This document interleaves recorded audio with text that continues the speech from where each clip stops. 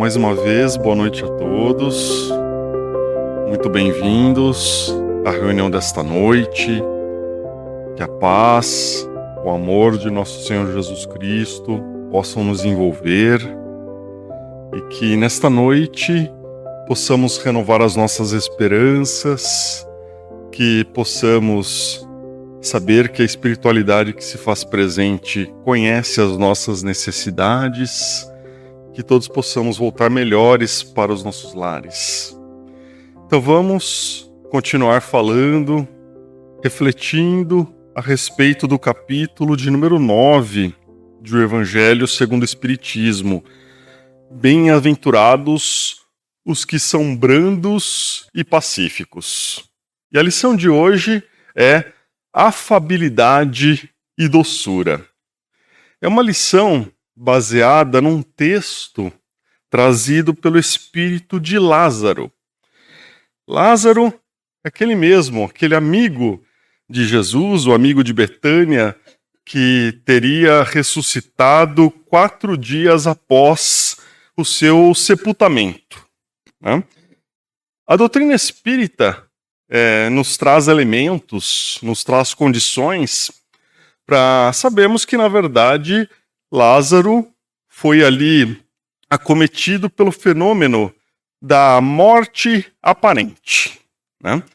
Então, Jesus foi lá e, diante da ordem de Jesus, Lázaro levantou-se e retornou à vida. Para os olhos do povo daquela época, Lázaro havia ressuscitado. Ele havia morrido e voltado à vida, ele havia ressuscitado. E aquilo fez com que o povo tivesse ainda mais admiração por Jesus. Mas também essa reação do povo fez com que os líderes religiosos judeus passassem a hostilizar Lázaro, a persegui-lo, né? Porque ele foi protagonista de um fenômeno que estava ali, de certa maneira, dando protagonismo para o Nazareno, né? Para aquele que, de certa maneira, poderia criar uma rivalidade, uma divisão de forças com os judeus ali, os sacerdotes judeus ali estabelecidos. E, diante disso, Lázaro vem, no Evangelho segundo o Espiritismo, nos trazer justamente uma lição de doçura, de afabilidade. Ele que foi vítima dessas hostilidades. Quando nós pensamos em afabilidade e doçura, que é o título dado para o tópico da noite, nós logo nos recordamos como sendo um comportamento benevolente, um comportamento voltado a nutrir a bondade ao outro, de querer de maneira verdadeira o bem do outro, se importar com o outro. Então a benevolência é justamente um sentimento base para todos que desejam cultivar a mansuetude em seu coração. Todos que desejam caminhar de maneira pacífica diante da vida, vendo suas próprias necessidades, mas também vendo as necessidades do outro. Então a gente pode dizer que a afabilidade e a doçura são verdadeiras formas de se dissipar o mal no campo das relações e, ao contrário, de se cultivar o bem, de se cultivar relações sadias, porque estão baseadas ali no cultivo do amor, mesmo diante das nossas diferenças. É uma forma de expressar a construção da pureza em nossos corações. Porque todos nós vivenciamos situações e relações que, hora ou outra, aparece ali uma discordância, um conflito, uma necessidade de compreensão.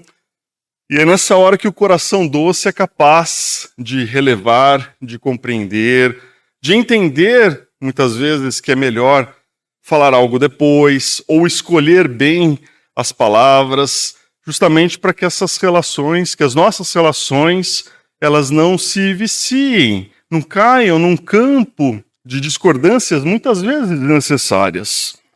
E se a gente ainda não tem essa condição de enxergar o sentimento do outro, de enxergar valor no sentimento do outro, significa que ainda estamos distantes de cultivar a própria pureza em nossos corações. Significa que os nossos próprios corações ainda caminham de forma tumultuosa, né? Sempre estimulando o conflito, as diferenças, sempre querendo se fazer prevalecer, sempre reagindo diante das situações que nos são colocadas.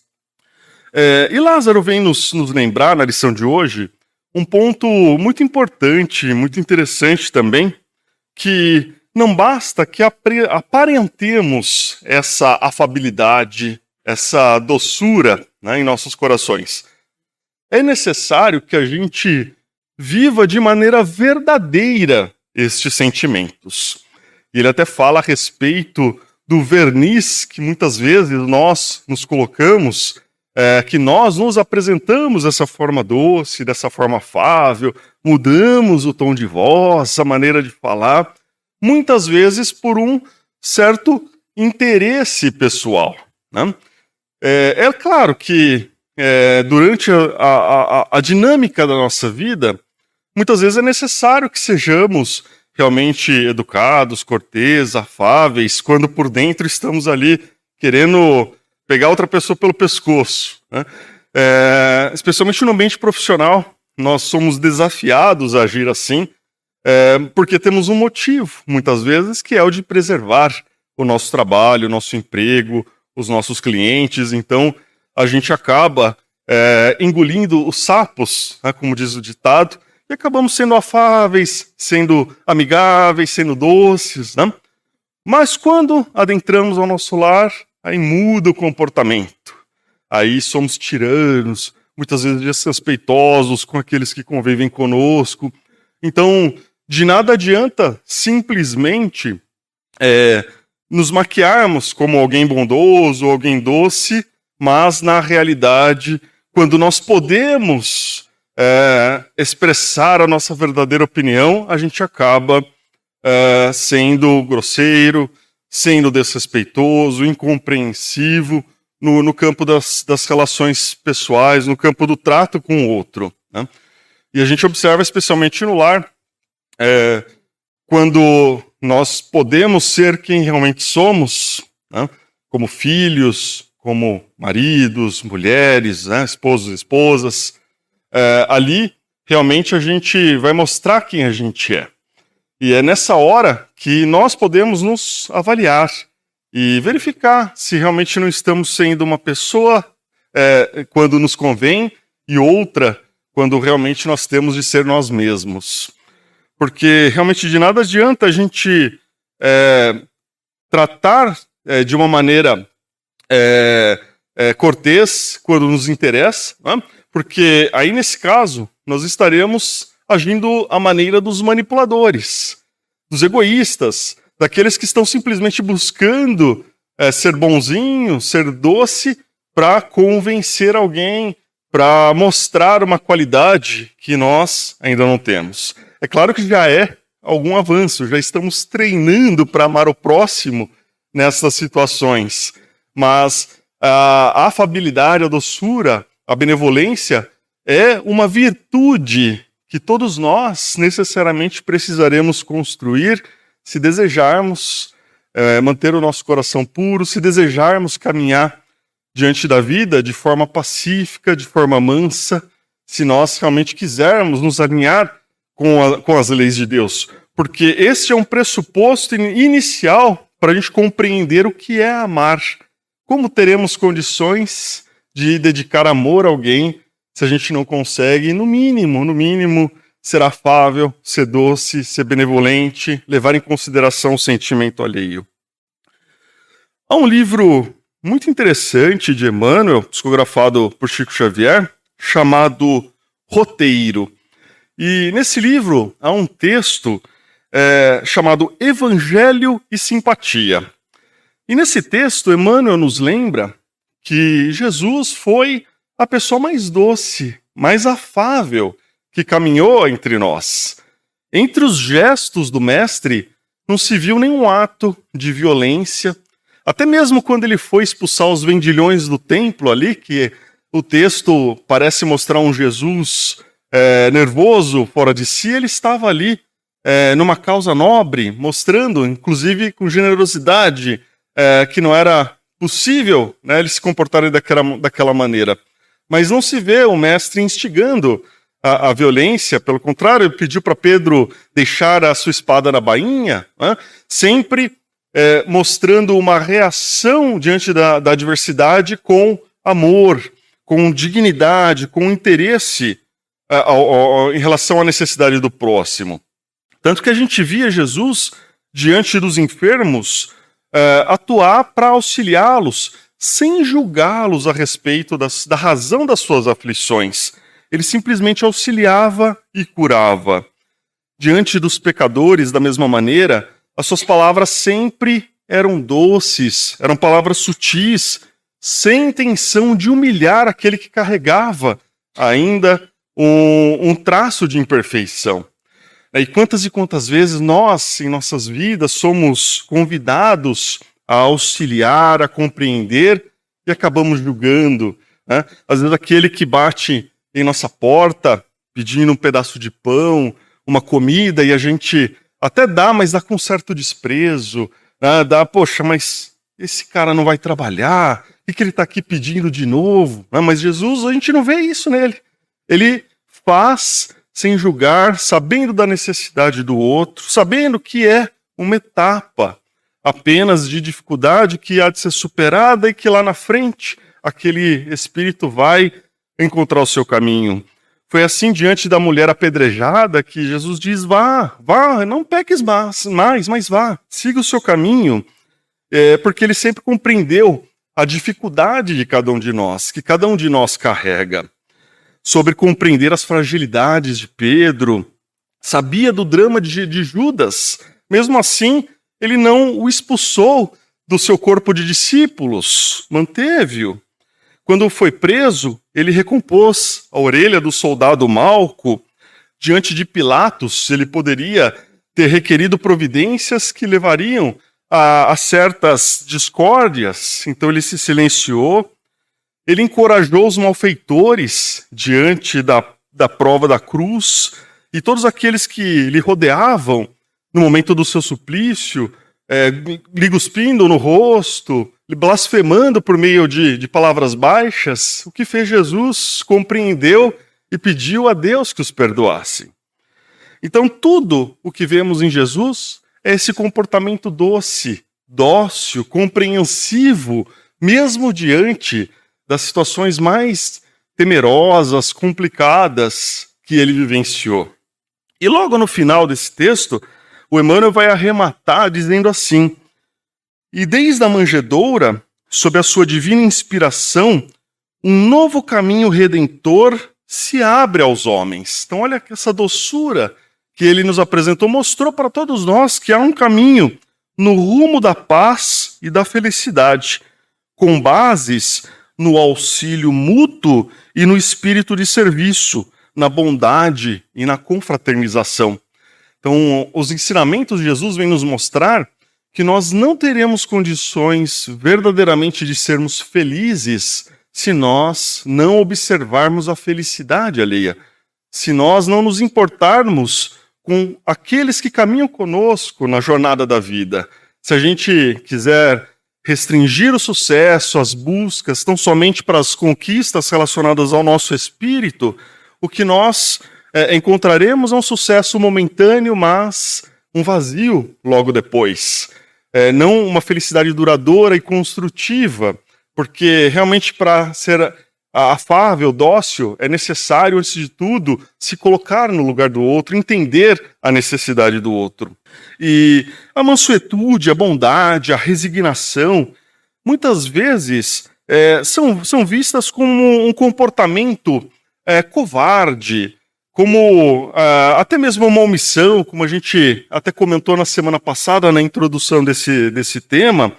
E quantas vezes nós não somos surpreendidos com pensamentos alheios e até mesmo nossos, no sentido de que a gente não aceita ser ofendido, que a gente dá um boi para não entrar numa briga, mas uma boiada para não sair dela também, porque a gente tem que defender a nossa honra. Então, são pensamentos ainda muito ligados à defesa do nosso ego em situações que talvez não fossem assim tão necessárias. Mas justamente porque ainda a gente desconhece o poder do amor, a gente desconhece o quanto convém e o quanto é bom ser pacífico, ser afável, o quanto é compensador, justamente porque muitas vezes a gente está preso ao imediatismo, ao calor da situação e não conseguimos prever lá na frente, entender que aquele obstáculo é simples, que a gente pode superar, que aquela situação pode ser relevada muitas vezes e a gente se apega à necessidade de uma resposta, à necessidade de uma ação imediata, quando muitas vezes a situação reclama uma calma, uma análise, para que depois, com mais amadurecimento, as coisas se coloquem no lugar. Então, a afabilidade, a doçura tem um poder. E aqui eu me recordo de um texto bem interessante de Neio Lúcio, está no livro Alvorada Cristã, chamado O Poder da Gentileza. Está lá no capítulo de número 15 do livro Alvorada Cristã. E lá Neio Lúcio conta que havia um professor negro que queria angariar recursos para abrir um colégio, uma escola, numa região pobre, para atender as crianças carentes que estavam ali desguarnecidas da possibilidade de estudar. Eram analfabetos, né? Não tinham acesso à escola. Então esse professor negro foi conversar com o prefeito da cidade, expôs a necessidade de abrir a escola e o prefeito disse para ele, tudo bem, podemos organizar o colégio, abrir essa escola, desde que o senhor organize e arrume uma casa para isso. Ou seja, o prefeito não queria abrir a escola, porque aquele professor ele não tinha condições financeiras de organizar uma casa. E aí o prefeito deu uma série de desculpas, falando que a lei não permitiria que ele providenciasse um imóvel para a abertura daquela escola. E o professor não retrucou, simplesmente saiu da conversa, foi para sua casa, e na tarde daquele sábado, na noite daquele sábado, o professor ficou remoendo a conversa com o prefeito, estava preocupado, que ele queria angariar os recursos suficientes para abrir essa escola. E no dia seguinte, no domingo, logo pela manhãzinha, ele saiu para caminhar e ficou meditando a esse respeito, de como poderia surgir esse recurso para abrir a escola, como que seria possível essa oportunidade. E ele foi caminhando em direção ao antigo mercado. É assim que Neio Lúcio relata o trajeto do professor. E assim que ele chegou no mercado, estava ali muitas pessoas fazendo suas compras, até que uma senhora, muito bem vestida, puxou o professor pelo braço, supondo que ele fosse um serviçal ali do mercado. E disse para ele, olha, eu preciso que aquele fardo de verduras seja levado até minha casa. O fardo pesava 30 quilos. O senhor poderia me ajudar? Ele, pois não, posso. Aí ele pegou aquele fardo de verduras, pôs nas costas e foi até a casa daquela senhora, colocou lá. Aí ela perguntou para ele assim, olha, hoje eu vou dar uma festa aqui na minha casa, será que o senhor poderia me ajudar? Ele não disse, ele disse, posso ajudar sim. Então, primeiro ele foi preparar a madeira pro fogão a lenha, então, até com muito esforço, o professor que não estava acostumado a lide pesada, teve que cortar ali a madeira para preparar a lenha.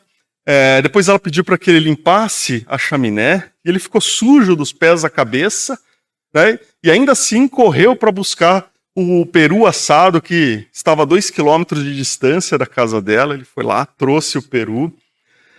Depois ele ajudou a arrumar o salão, até que no início da tarde, 7 convidados chegaram à casa daquela distinta senhora. E entre os convidados estava justamente o prefeito.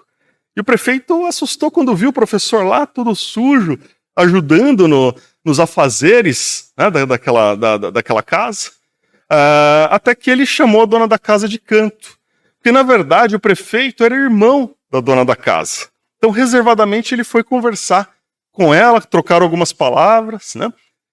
E, no final do dia, a dona da casa disse para o professor: olha, quanto é que eu lhe devo pelo seu trabalho de hoje? Aí o professor simplesmente respondeu: não, a senhora não me deve nada. Para mim foi um grande prazer ser útil. Foi para casa. Aí, no outro dia, aquela senhora foi procurar pelo professor na casa dele, foi para se desculpar, porque ela o confundiu com um trabalhador do mercado, e disse para ele que faria a concessão de um amplo edifício para que ele pudesse montar a escola. Então, a bondade venceu os aspectos legais impostos pelo prefeito. A compreensão e a gentileza aí mostrou um glorioso poder, porque se o professor tivesse recusado ajudar, se tivesse sentido ofendido porque foi confundido com o servidor, ele não tinha recebido essa benesse, né? Mas esse tema é tão interessante, e eu acho que os exemplos muitas vezes falam mais do que quaisquer explicações teóricas, que no próprio livro Alvorada Cristã, nós temos lá no capítulo 11, um outro exemplo de como realmente a afabilidade, a doçura, tem um grande poder, uma grande influência em nossas vidas, e é com a história da Hilda que eu gostaria de encerrar a lição dessa noite. Mais uma vez, Neo Lúcio, pela psicografia de Chico Xavier, vai nos falar que Hilda é uma menina muito abastada. Ela diariamente se dirigia com palavras hostis a uma pequena vendedora de doces que humildemente batia em sua casa. Ela gritava para a menina: que vergonha, de bandeja de esquina em esquina, saia daqui. Aí, procurando dar um bom exemplo, educar a sua filha, a dona da casa se punha a conversar com aquela pequena vendedora. Ela dizia: que doces tão perfeitos, quem os fez assim tão lindos? E a menina respondia: foi mamãe. E ela sempre comprava algo da menina para ajudá-la, né? E a mãe procurava aconselhar a filha, dizendo que é necessário que nós sejamos amáveis com todos, porque o amor, a doçura, a afabilidade é esse sentimento que a gente transmite e volta para nós. E aí ela falava assim: Hilda, não brinques com o destino, nunca expulses o necessitado que nos procura. Quem sabe o que se sucederá amanhã? Aqueles que socorremos serão provavelmente os nossos benfeitores. Dia após dia, a Hilda maltratava aquela menina. Só que correu o tempo. Passaram-se cerca de 4 anos e o quadro da vida se modificou. O pai de Hilda adoeceu e, numa tarde calma, deixou o lar vazio. A viúva se abateu, não conseguia sair da cama. As despesas eram enormes e as dificuldades decorrentes da pobreza invadiam aquele lar. A Hilda, antes abastada, agora não tinha condições de comprar sequer um par de sapatos. Aflita, sem saber o que fazer, diante da mãe acamada, Hilda se entregou ao choro, lembrando-se do pai. E naquela noite, ela adormeceu e teve um sonho com o pai, que lhe disse assim: não desanimes, minha filha. Vai trabalhar. Vende doces para auxiliar a mamãe. Hilda acordou comprometida a seguir o conselho recebido no sonho de seu pai e foi ajudar a mãe dela a fazer quadradinhos de doce de leite e em seguida saiu para vendê-los. Aí muitas criaturas generosas compraram da menina o doce, sabendo da sua necessidade, mas outras almas, ainda menos esclarecidas, a hostilizaram, humilharam, disseram que ela era a bruxa da bandeja. Mas Hilda sentiu-se triste pelas humilhações que ela recebeu, até que ela bateu à porta de uma casa modesta. Aí uma jovem graciosa atendeu a porta. Qual não foi a surpresa? Aquela jovem era a menina pobre que passava para vender os doces na casa de Hilda em outros tempos. Ela estava crescida, bem vestida. Aí Hilda baixou a cabeça esperando ser humilhada por aquela moça. que ela maltratava. Quando ela reconheceu Hilda, compreendeu a situação que ela estava vivendo e disse: que doces tão perfeitos, quem os fez assim tão lindos? A Hilda respondeu: foi mamãe. A ex-vendedora comprou todos os quadradinhos que estavam na bandeja e deu um abraço com sincero sentimento de amizade. E isso vem nos mostrar como que a afabilidade, a doçura, que são irmãs do amor ao próximo, realmente são capazes de nos legar lições inesquecíveis e transformações ao nosso espírito. Vamos para a segunda parte. Só agradecer. Gentileza realmente gera gentileza, né? O Espiritismo dá condição para a gente ser mais tolerante, mais amável. Mas nós somos seres humanos, nós estamos na Terra ainda. De vez em quando a gente explode, como o Márcio falou. Às vezes por fora nós estamos tranquilos. E a gente pode ver que muitas pessoas, eles morrem de infarto. E a gente fala, nossa, ele era tão tranquilo, aparentemente. Que ninguém sabe o que se passa com a gente. Mas para a gente ir embora, vamos citar aqui o Chico Xavier. O Chico Xavier trabalhava na venda do senhor Felizardo, né, José Felizardo. Inclusive, quando ele desencarnou, ele não tinha dinheiro nem para ser enterrado. A família não tinha condição. Chico Xavier fez uma vaquinha com os amigos, saiu pedindo para poder comprar o caixão para enterrar esse homem, que foi patrão do Chico Xavier. Olha para vocês verem como que a gente, às vezes, está lá em cima e depois cai. Que é o caso da história do Nélio Lúcio hoje. E como o Chico Xavier estava na venda, ele era sempre amável, e às vezes ele chegava um espírito, mandava ele colocar uma pinga, ele colocava, mas era espírito. E aí, o patrão dele falava, mas você pôs a pinga aí, é para fulano de tal, mas fulano de tal morreu faz tempo já. Olha como que nós estamos ligados nas coisas. E tinha um homem que ia lá, ele bebia, e era aqueles bêbados chato que cuspia na pessoa falando, sabe? E ele gostava de falar bem de perto. E eu tinha mais dois que ajudavam, não queria atender ele. Sobrava para o Chico. E o Chico um dia falou, eu também não vou atender ele mais, não. Só vem para mim. A mãe do Chico Xavier apareceu para ele. Falou, meu filho, atende o nosso irmão. Olha, a gente nunca sabe quando a gente vai precisar de uma pessoa. Atende o nosso irmão, atende com carinho. Aí o Chico atendia ele. E muitas coisas que o Chico Xavier fazia não está em livro. Ele dava receita, eles pegavam raiz no mato, e ele e o irmão dele estavam colhendo raiz e veio um temporal. E começou a chover, e eles caíram numa armadilha de anta. Anta é um buraco muito fundo, eles passam uma espécie de lodo, que nem sabão na beirada do barranco, e a pessoa que caiu lá dentro, ele morre porque não tem jeito. Morre porque estava chovendo, a água começou a subir, o Chico começou a gritar socorro, o irmão dele socorro, ninguém ouvia, no meio do mato. De repente vem cantarolando o bêbado. Aí ouviu o grito já rouco do Chico Xavier. Ele chegou perto e falou, ô Chico, é você que está aí? Mas o José, seu irmão, espera aí que eu vou cortar um pedaço de pau ali, trago e tiro você. E tirou os dois de dentro da armadilha de anta. Levou eles no barraco dele, acendeu um fogo.